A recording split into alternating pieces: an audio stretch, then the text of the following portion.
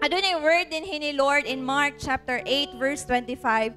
Ang context na ini nga story samtang nagsangyaw sa Jesus sa maayong balita, daghan ng mga tao nga niduol. No, of course sa unang panahon, once nga mabalaan sa kadaghanan nga naa si Jesus ni anang dapita, dugukon gyud no at tuon gyud ng mga tao ug siguro bisag karon, di ba? Kumuingon ang naay moingon nga si Jesus naa sa boundary.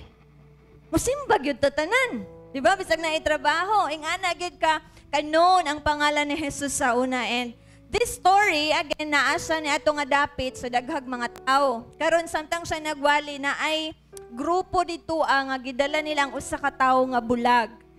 Amen. Niingon diri sa verse 25, then Jesus placed his hands on the man's eyes again, and his eyes were opened. His sight was completely restored, and he could see everything clearly. Igsoon karon nga buntag, basig dili ta physical nga bulag, pero basig sa espirituhanong bahin, no, na ay mga panahon nga nabulag ta, mga panahon nga dili klaro ang tanan, but karon nga kabuntago naa si Jesus.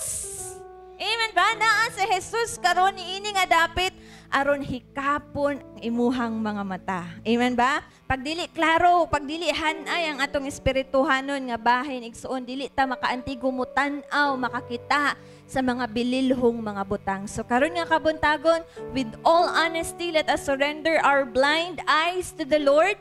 No, atong iisangat sa Ginoo atong mga naghanap nga mga mata, naghanap ng mga mata nga dili makakita sa mga butang nga para sa Ginoo. No, ato na i-surrender kay Lord, and He will restore our sight clearly today. Kinsay gusto nga mahimong klaro ang iyang pagpangalagad karon? No, kinsay gusto diha nga mahimong klaro hanay ang iyahang pagsunod sa Ginoo karon, no? Sumuduol ta sa Ginoo kay iyahang gunitan, iyahang hikapon ang atong mga mata, and we will have this clear sight kung unsa ang tinuod nga pagpangalagad. Amen ba? So karon nga kabuntagon, let us again settle ourselves. Relax lang sa kadiha, basig na kay mga trabaho nga nabilin sa balay. Murag pasagdii lang sa tuno, let us enjoy the presence of God. Kabalo ba mo igsuon nga naa ang presensya ni Lord diini nga dapit? No, sa tanang dapit sa tibuok kalibutan, usata niini nga dapit nga diin alive ang presence ni Lord. And I hope you can feel it today.